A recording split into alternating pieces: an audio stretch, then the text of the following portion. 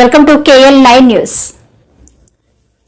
Port hospital ప్రైవేటీకరణ చర్యలు తక్షణమే నిలుపుదల చేసి పోర్టు సొంత నిధులతో అభివృద్ధి చేయాలని విశాఖపట్నం పోర్టు అఖిలపక్ష కార్మిక సంఘాలు కేంద్ర ప్రభుత్వాన్ని డిమాండ్ చేశాయి. మంగళవారం జగదాంబ వద్ద నంటూరి ప్రసాదరావు భవనంలో అఖిలపక్ష కార్మిక సంఘాల ఆధ్వర్యంలో మీడియా సమావేశం ఏర్పాటు చేశారు. ఏఐటియుసి యూనియన్ ప్రధాన కార్యదర్శి BCH Masen, HMS union treasurer Mangayya Naidu, CITU organizing కార్యదర్శి V Ramalingeswararao, VDL BE dock workers union అధ్యక్షులు జక్కన్న సత్యనారాయణ, సిఎఫ్టియుఐ జాతీయ ప్రధాన కార్యదర్శి కె కనకారావు, ఐఎన్టీయూసీ అధ్యక్షులు గొర్లె చందు తదితరులు పాల్గొన్నారు. ఈ సందర్భంగా నాయకులు మాట్లాడుతూ పోర్ట్ గోల్డెన్ జూబ్లీ హాస్పిటల్ 150 పడకల సామర్థ్యంతో నిర్మించి ప్రస్తుతం 80 పడకలతో సమర్థవంతంగా పోర్ట్ ఈ డాక్ అధికారులకు, ఉద్యోగులకు, కార్మికులకు, రిటైర్ అయిన కార్మికులకు, ఫ్యామిలీ పెన్షనర్లకు, పూల్ కళాశీలకు, సిహెచ్డి క్యాజువల్ కార్మికులకు మరియు సిఐఎస్ఎఫ్ ఉద్యోగులు వారి వారి కుటుంబ సభ్యులకు దశాబ్దాల తరబడి 40,000 కుటుంబాలకు సేవలు అందిస్తున్నది. అటువంటి పోర్ట్ హాస్పిటల్ను పీపీపీ పద్ధతిలో మల్టీ డిసిప్లైనరీ సూపర్ స్పెషాలిటీ హాస్పిటల్గా 300 పడకలతో ప్రైవేటు వారికి కట్టబెట్టాలనే నిర్ణయాన్ని పోర్ట్ అఖిలపక్ష కార్మిక సంఘాలు తీవ్రంగా వ్యతిరేకిస్తున్నాయన్నారు.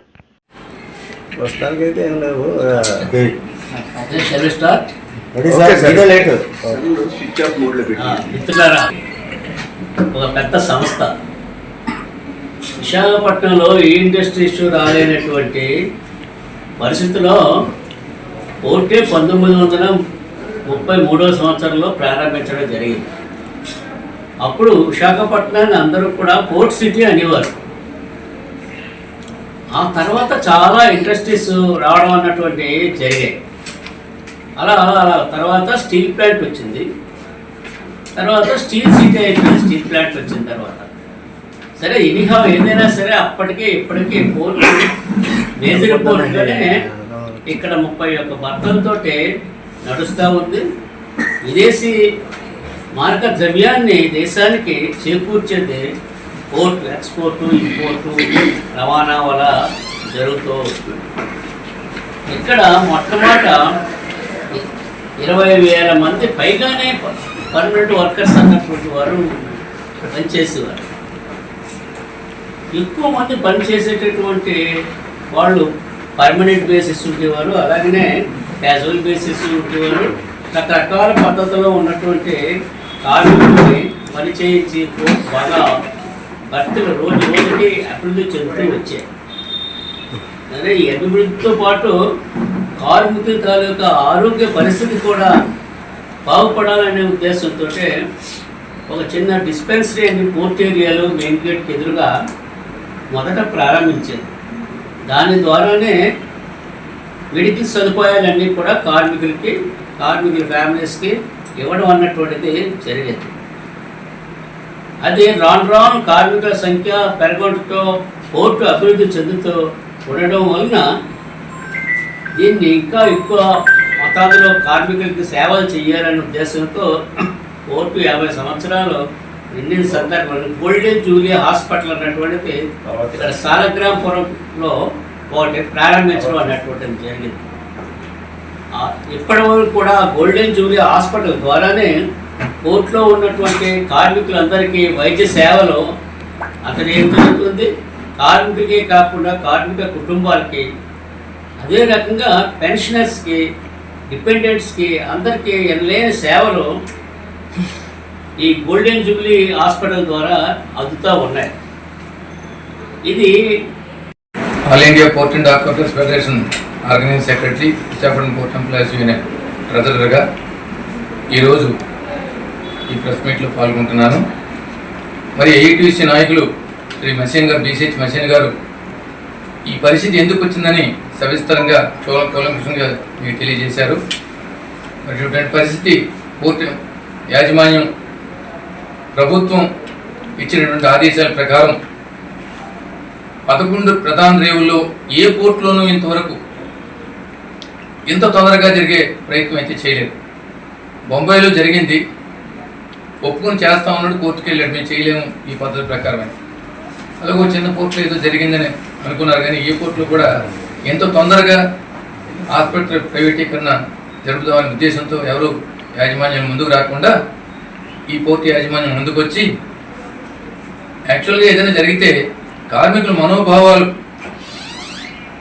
పరిరక్షించే కార్మిక నాయకులు అంటూ ఉన్నారు, వారితో మనం సంప్రదించి ఏదైనా చేయాలన్న ఆలోచన పోర్టు యాజమాన్యానికి ఉండాలి. కానీ వారితో సంప్రదించకుండా యూనిలాటరల్గా ఏకపక్షంగా వాళ్ళ నిర్ణయాలు తీసుకొని దీన్ని ప్రైవేటైజ్ చేస్తామన్నది దుర్మార్గమైన ఆలోచన.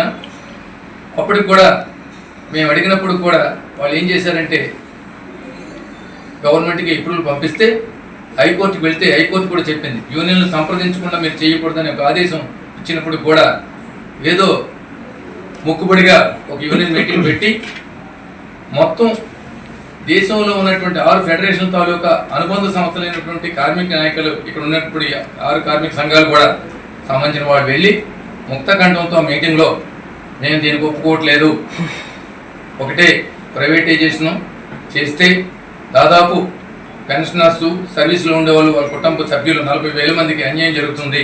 ఎందుకంటే ఇప్పుడు ఉన్నటువంటి పరిస్థితులు బట్టి మా కష్ట సుఖాలు తెలిసినటువంటి పోర్టు యాజమాన్యం సంబంధించినటువంటి హాస్పిటల్ ఉంటే వారు మంచి చెడ్డలు చూసి చేయడానికి అవకాశం ఉంది. కానీ ప్రైవేట్కి వెళ్ళిపోతే వారెవరో తెలియదు, మేమెవరో తెలియదు కాబట్టి మాకు అన్యాయం జరుగుతుంది, మా ప్రాణాలకు నష్టం కలుగుతుందని మేము చెప్పినప్పుడు కూడా వారు మా మాట వినకుండా కార్మిక నాయకుల మాట వినలేదంటే మొత్తం ఉన్నటువంటి పెన్షనర్స్ తాలూకా వారు కార్మికుల తాలూకా మనోభావాలు వాళ్ళు వెళ్ళినట్టే లెక్క. అంటే దుర్మార్గమైన ఆలోచన ఏంటంటే ప్రైవేటైజేషన్. దీన్ని మేము అడ్డుకోవడానికని ఈరోజు అఖిలపక్ష కార్మిక సంఘాలని మేము ఒక మాట మీద నిలబడి మొత్తం దాదాపు 15,000 మంది పెన్షనర్స్ ఉన్నారు, వాళ్ళ కుటుంబాలు చుట్టూ 30,000 మంది ఉన్నారు. వాళ్ళందరూ కూడా సంతకాల సేకరణ కూడా జరిగింది. సంతకాలు పెట్టి మేము దీనికి అడ్డుకుంటాం వస్తామని చెప్పి ఒక 2-3 వేల మంది కూడా ఒకరోజు ఇక్కడ కార్యక్రమానికి అటెండ్ అవుతాయి పరిస్థితి ఉంది.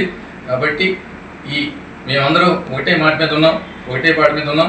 రెండోది ఈ కార్యాచరణ గత నాయకులందరూ కలిసి ఆలోచించి రిలే నేర ఆర్థిక శక్తి మిగతా ఏవైతే ఉన్నాయో అవన్నీ కూడా ప్రారంభించి ఇప్పటి నుంచి మేము ముందుకెళ్తాం. ఆ విషయం తెలియజేద్దామనే ఈరోజు ఈ ప్రెస్ మీట్ ఏర్పాటు చేయడం జరిగింది. ఇంకొక గురించి ఆలోచిస్తాను కానీ హాస్పిటల్ ప్రైవేటీకరణ గురించి ఎక్కడ ఆలోచించకుండా మన విశాఖపట్నం పోర్ట్ ట్రస్ట్లో దేశంలో ఉన్న ప్రధాన రేవులు ఎక్కడ కూడా ఎంతో తొందరగా ఆలోచించకుండా ఈ పోర్టులోనే తొందరగా చేసేద్దామన్న ఉత్సాహం మరి ఎందుకు వచ్చిందో మా యాజమాన్యానికి మాకైతే అర్థం కాదు. కాబట్టి దీన్ని అడ్డుకొని పోర్టు యాజమాన్యమే దీన్ని నడిపించే విధంగా అంటే అప్గ్రేడ్ చేసే విధంగా ప్రయత్నం చేసి దీన్ని అడ్డుకుంటాం, ప్రైవేటైజేషన్ అడ్డుకుంటాం అని మీకు తెలియజేస్తాను.